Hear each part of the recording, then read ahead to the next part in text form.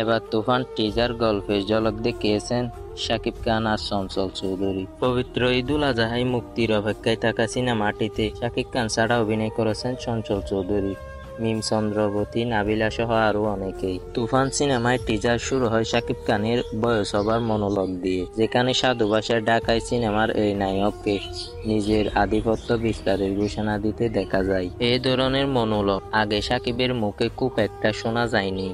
এটি মুগ্ধ করেছে তার ভক্ত অনুসারীদের। তুফান টিজার শাকিবের সময় ছিল অন্যরকম, কিন্তু টিজারের একেবারে শেষ গল্প সময়ে উপস্থিত দিয়ে নিজের জাত নিয়েছে চঞ্চল চৌধুরী। এই মুহূর্তে দুই বাংলার অন্যতম চর্চিত এই অভিনেতার মুখে তুফান ভয় পাইছি রে তুফান।